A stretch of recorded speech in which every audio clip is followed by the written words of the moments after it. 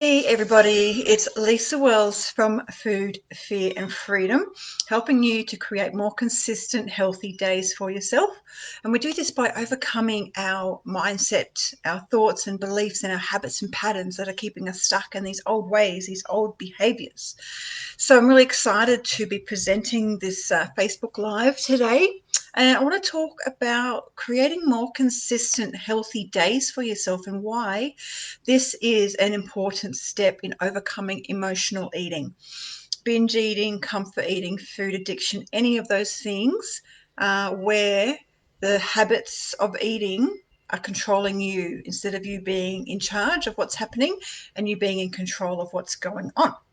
So, say good day when you jump on. I would love to interact with you. I would love to make this as beneficial as possible for everybody who's watching. So, thank you so much for taking the time out of your day for yourself. And also, I appreciate you being here to listen to this as well. So, it is really important that you've taken this time out for yourself. Acknowledge that. Just take a moment to acknowledge that what you're doing right now by watching this is actually really important for you. So well done. So congratulations on being here and taking this time out for yourself. Now, whenever I do a Facebook Live, I want to keep them really short and succinct because I know how busy everyone is, and it is of such paramount importance that I get this information out in short, doable chunks, that's achievable for you to start implementing into your life. So why do I think it's so important to talk about creating more consistent, healthy days for yourself? Well, because for 10 years I had food addiction, and my pattern was that I would binge and binge and binge, that I put on so much weight that my clothes wouldn't fit me anymore. And then I would think, well, I'm not going to buy new clothes. Sometimes I would, but as a general rule, I didn't want to. I didn't want to go up any other size clothes. So then in my head, in my brain, I'd be like, okay, well, it's time to diet and exercise. So I'd find a healthy eating plan and I would diet and I would exercise. And then after about, maybe 3 or 4 weeks, I was losing a bit of weight and looking good and feeling good. And that's when my brain would go, okay, this is not a safe thing for you to be feeling. And so then I would start binging again. So sabotage, doing well. So then I would treat and reward myself, all or nothing, either being good or not being good. So there are lots of little intricate cogs in this wheel that's happening in the brain when we're on this yo-yo hamster wheel of gaining and losing weight. Say good day when you jump on. I would love to see who's here. Even if you're watching the replay, say good day. Okay, so it's really important. And I guess one of the things that I started doing to overcome 10 years of food addiction was just, wanting to have that next consistent healthy days. It would really depend on where I was at in that cycle of binging and losing weight as to how many healthy consecutive days I would have. And so it's really about proving to your mind and your brain that you can do this, because what's happening if you've got emotional eating or comfort eating, or you're using food to comfort yourself at nighttime, there's just some habits, some patterns, and some beliefs that are in charge of you and controlling you. So the job is really for you to start taking control back of this behavior. So that's why it's really important. And sometimes people go, right, that's it, no alcohol, no wheat, no sugar, nothing, and restrict all this stuff. And that's not sustainable. That'll probably last a few weeks, maybe a couple of months, but it's not a sustainable way to go about your life. So that's why it's more about just taking the pressure off. We want to be healthy. We really want to have that health mindset versus a weight loss mindset. And it's training your brain every day, getting up, telling yourself what you do want, focusing on what you're doing well. These are things that will help your brain understand that you are taking control back. So by creating more consistent, healthy days for yourself, and I know it sounds easy for me to sit here and sprout that, just create more consistent, healthy days for yourself. But how do you do it? You have to be in the frame of mind to do it. If you're not in a position where you can start creating more consistent, healthy days for yourself, you have to work out, how do you get there? And like I said, it's small, consistent daily action, like focusing on what you're doing well. What is it? You probably are doing quite well in some areas with eating every day, but we don't acknowledge it. We don't give ourselves the satisfaction of allowing ourselves to understand that we are doing well in some areas. Okay, so we want to start proving to the brain that we can take control back. And I just remember how much of a tight control it had on me. Every afternoon after lunch was my trigger time. I would still be chewing my last mouthful of food, and my brain would be like, right, chocolate. And I'm like, well, do you mind? I'm still eating here. You know, the brain was fully in control of me. And I read the Power of Now by Eckhart Tolle. And the first time I read that book, I had no idea what he was saying. I could not get into it. I couldn't understand the damn book. So I put it down, and I read it a couple of years later. And I read this one paragraph at the front of a chapter. And it said that you are fully identifying with your thoughts. And I had a huge light bulb moment. I remember I was on the couch and I got up and I'm like, yes, yes, this is what's happening. I fully understood it. And I'd had therapists, tell me that I'm not my thoughts or my emotions, but I guess I needed to hear that several times in different ways until I finally got it. And even though I had that huge epiphany and big light bulb moment, it doesn't mean that I woke up the next day and it was gone. No, I still had to do the work. So, the work of conditioning my mind and retraining my brain. This is where you get inner strength from to make those decisions and move forward. So, in our society, we're not taught how to deal with our emotions. We're taught how to basically stuff them down and ignore ourselves. And that's, unfortunate, but it is an amazing journey when you can get to that place where food no longer controls you. And it's really about your thoughts. It's about taking control back of your thoughts. What are your thoughts? What awareness have you got in your situation about having a thought and doing the action of eating it? Is it like that? Do you even sort of just find yourself on the couch snacking and going, oh my God, I didn't even realize I had a thought about that. And then I did the action. So a thought is what's going to sort of make you do that action, and also how you're feeling. So your thoughts and your emotions are so important. And if we're not in touch with them, we're not in tune with them, we're not going to be able to intercept them. We're not going to be able to take control back of them. So, from my experience, what has happened is that yes, we have thoughts and we have emotions, but there's also an invisible part of us that we can't see.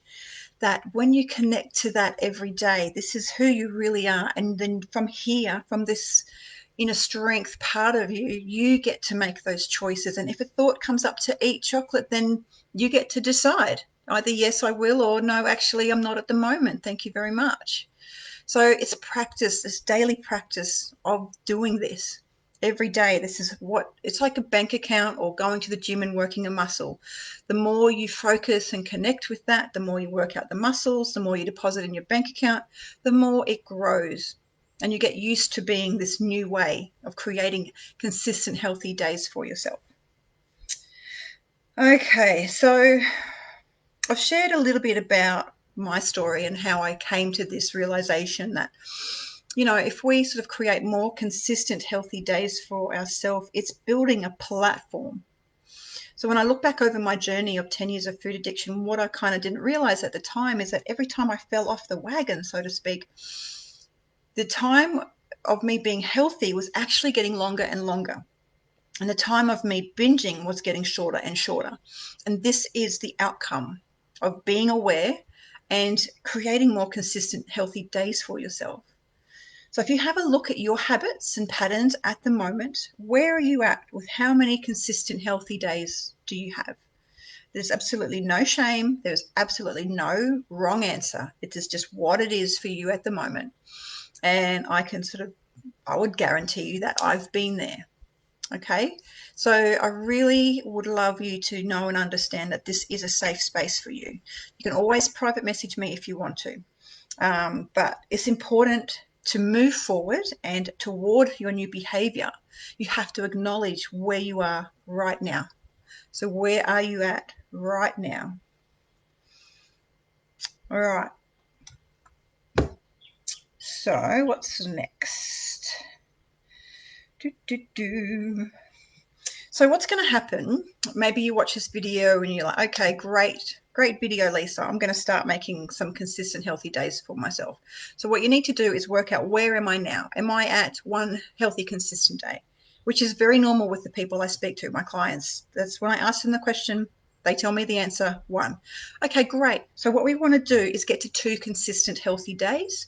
And do you know what that does in your brain? It doesn't freak it out.